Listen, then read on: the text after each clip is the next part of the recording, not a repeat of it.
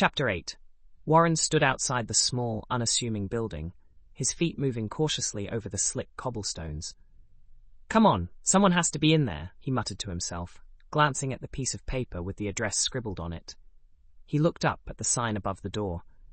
Liam Fitzpatrick, Private Investigations. Pressing the doorbell, Warren listened intently, but heard nothing except the patter of the light rain. He frowned, jaw clenched, and pressed the bell a second time. Urgency gnawed at him. Every second he waited was another second. Thelma remained in danger. As Warren waited impatiently for a response at the door, his gaze wandered to the park adjacent to the office building. There, a lively Jack Russell Terrier with a white coat and a distinctive brown patch above its left eye caught his attention. The dog was engaged in an enthusiastic, if somewhat comical, pursuit of a fluttering butterfly. With single-minded determination, the pup bounded and leaped, always just missing its elusive target. Warren couldn't help but smile, thinking to himself that such an energetic companion would surely keep its owners' lives full of adventure and unexpected moments. The light drizzle had turned into a more substantial downpour, the cool drops seeping through his coat and chilling him to the bone as it fell relentlessly. Warren hunched his shoulders against the deluge, frustration simmering. He pressed the bell again, holding it down longer this time, the shrill sound piercing the night. Still no response. He glanced around, the wet streets empty and silent.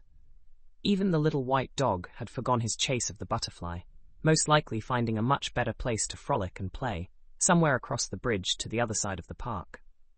Warren sighed. Just as despair threatened to smother the last embers of hope, the door flew open, and he found himself staring up at one of the tallest, thinnest Irishmen he had ever seen. Liam Fitzpatrick's scowl bore down on him, annoyance and curiosity mingling in his flinty eyes. The man's presence was imposing, his sharp features accentuated by the dim light spilling from the doorway. "What do you want?" Liam's voice was a gruff growl, cutting through the sound of the rain. Warren hesitated for a heartbeat, then straightened, summoning the resolve he knew he'd need to convey the gravity of his situation. Warren took a deep breath, clutching at the frayed edges of his hope, like a drowning man grasping at a lifeline. His voice trembled slightly as he spoke, the weight of his desperation evident in every word. "My name is Warren Bishop. I need your help, Mr. Fitzpatrick. My wife, Thelma, she's been kidnapped." At the mention of the kidnapping, Liam's eyes widened, a flash of alarm crossing his weathered features. His gaze flicked swiftly to scan the deserted street beyond the doorway, searching for any signs of danger or unwanted attention. "Get in here," he hissed urgently, his large hand closing around Warren's arm in a vice-like grip. With surprising strength, he yanked the desperate man inside before slamming the door shut behind them with a resounding thud. The office that greeted Warren was a chaotic mess, a veritable labyrinth of papers and books piled haphazardly on every available surface. Stacks of documents teetered precariously on the edge of an overcrowded desk, while bookshelves groaned under the weight of countless tomes. The air was thick with the musty scent of old paper and tobacco smoke. Warren barely had time to register the disorder before Liam pushed him toward a battered wooden chair in the center of the room. "Sit," he commanded gruffly, his tone brooking no argument. The tall Irishman pulled another chair closer, its legs scraping loudly against the worn floorboards before plopping down in front of Warren. Leaning forward, his piercing gaze locked onto Warren's face. "Now," he said, his voice low and intense, "start from the beginning, and don't leave anything out." Warren's heart pounded relentlessly in his chest as he recounted everything. The terrifying kidnapping that had torn Thelma from his life, his futile and frustrating visit to the skeptical police, and his overwhelming sense of desperation that threatened to consume him entirely. Liam listened intently, his weathered face a mask of unwavering concentration, occasionally nodding to show his understanding, but never interrupting the torrent of words that spilled from Warren's trembling lips. The weight of the situation hung heavy in the air, making each breath feel like a struggle against an invisible force. "Do not go to the police," Liam finally said, his tone stern and unwavering. His eyes fixed on Warren with an intensity that brooked no argument. "Most of them are corrupt to the core. They'll be more of a hindrance than a help in this situation, mark my words. Warren's heart sank further, a cold dread seeping into his bones. I already did, he admitted, his voice barely above a whisper. They ignored me completely, treated me like I was wasting their time, so I stormed out in frustration. Liam chuckled darkly, a sound devoid of any real mirth. That doesn't surprise me one bit. Those bastards are useless at best, dangerous at worst. Now listen carefully. Head back to your bed and breakfast immediately. Wait there for my contact to reach out. I have a few things to check out, some leads that might pan out. Desperation clung to Warren's voice as he leaned forward, his eyes pleading. Please, I'm begging you, let me come with you. I can't just sit around doing nothing while Thelma's out there somewhere.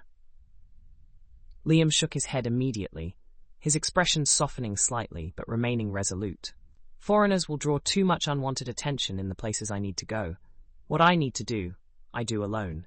It's safer that way, for all of us. Trust me on this, Mr. Bishop. I know what I'm doing. Warren nodded reluctantly, feeling the heavy weight of helplessness settling on his shoulders like a suffocating blanket. All right, he conceded, his voice thick with emotion. But please, I'm begging you, hurry. Every second feels like an eternity. Liam stood, his movements deliberate as he escorted Warren back to the door of his dimly lit office. Stay put and keep your head down. Don't draw attention to yourself. I'll be in touch as soon as I have something concrete. Remember, discretion is key here. Stepping back out into the rainy night, Warren felt the cool droplets hit his skin like little stings, adding to the weight of the evening. The moisture seeped through his coat, chilling him to the bone as he trudged along the dimly lit street. As he walked back to O'Doull's bed and breakfast, his mind buzzed with the night's revelations, each step feeling heavier than the last. The flicker of hope that Liam provided was overshadowed by the looming shadow of corrupt officials and the unknown dangers ahead. His only comfort was the determination in Liam's eyes, a small light in the consuming darkness that threatened to engulf him.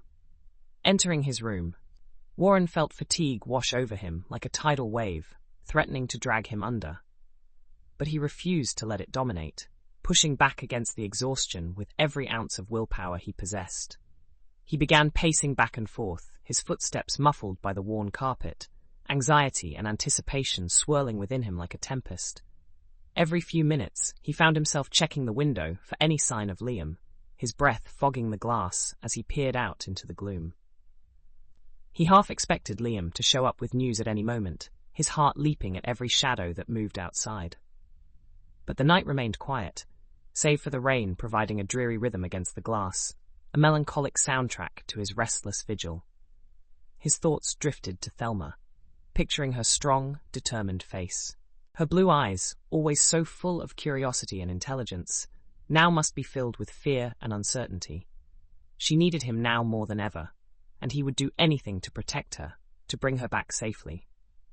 For now, he had to wait, his hands frustratingly tied, but soon he would be back in the fray, with Liam Fitzpatrick leading the charge, his experience and connections their best hope for success. Settling into a worn leather chair by the window, Warren vowed to stay awake, his body tense and alert, ready for whatever call might come. He was determined not to let despair take root in his heart, though it threatened to creep in with each passing hour. The night stretched long before him, each tick of the clock a reminder of Thelma's absence, with the promise of a new day adding to the tense anticipation that hung in the air like a heavy fog. Liam's final words echoed in his mind, a mantra he clung to in the darkness. Stay put and keep your head down. I'll be in touch. Warren repeated them silently, willing them to be true, hoping against hope that soon those words would be followed by news of Thelma's whereabouts and a plan to bring her home.